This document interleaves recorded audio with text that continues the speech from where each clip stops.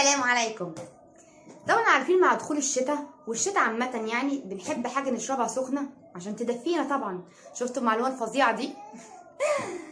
النهارده بقى هعمل لكم هوت شوكليت بالكاستر والشوكولاتة والكاكاو.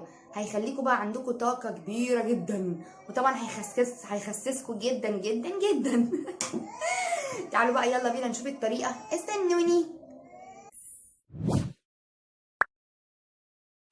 كوكينا اكلتك علينا. تعالوا بقى نشوف عملنا الهوت شوكليت الحلو اللي بيدفي ده ازاي. بطريقه سهله ان شاء الله هتعجبكم. بصوا بقى التصوير العسل ده. بس قبل ما نبدا في الطريقه تعالوا نصلي على النبي ويلا نرجع بالزمن الى الوراء. بالشكل ده عشان نشوف الطريقه عملناها ازاي. بص، اول حاجه هنا انا جبت كسرولة فاضيه وممكن حله، اي حاجه ينفع تحطيها على النار.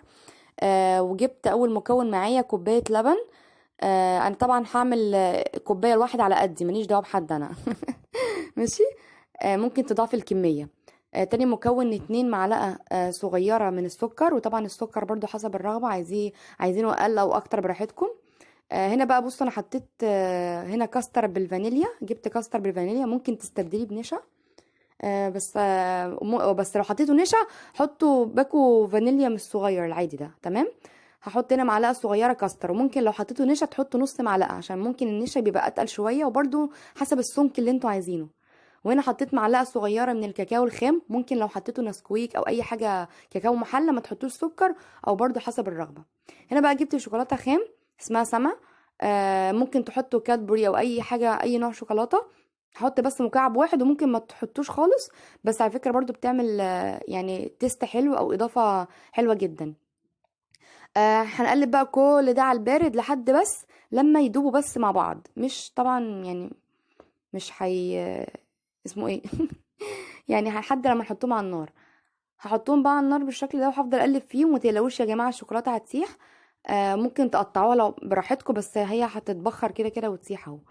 بصوا ساحد اهي، وبصوا طبعا المكونات بتاعتي تقلت شويه اهو. هو التقل بتاعه كده شبه السحلب، او عايزين طبعا تقللوه او يعني تخلوه اتقل او اخف حسب ما تحطوا النشا. اول غلوه هنطفي عليه خلاص كده، تمام اهو. طفيت عليه بالشكل ده. وهنحطه فين بقى دلوقتي؟ هنحطه في الكوبايه الحلوه العسل دي. بصوا بقى سلو موشن بقى، بصوا بقى. حطها لكم كده بقى ببطء كده عشان تشوفوا بقى الجمال والحلاوه. طبعا كل ما بيبرد بيتقل اكتر، تمام. زي ما قلت لكم الخفيه دي براحتكم حسب ما تحطوا النشا قد ايه. بصوا بقى اهو بعد ما هدى شويه، بصوا الجمال بقى، وحطيت فيه سوداني. عايزه اقول لكم عمل تيست عالي وطعم مع السوداني رهيب رهيب رهيب. كل ما بيبرد بيتقل شويه. عايزه اقول لكم جربوه هيعجبكم جدا جدا. آم بصوا بقى الجمال اهو. اهو انا بقى كمان دقته طعمه تحفه تحفه تحفه. يلا بقى نشوف الختام.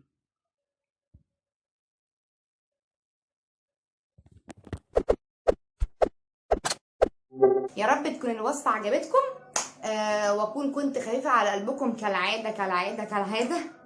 وهستنى رأيكم في التعليقات، ويا ريت كل واحد يجربه ويقول لي رأيه. كانت معكم إيمان مجدي من قناة كوكينا، والسلام عليكم ورحمة الله وبركاته.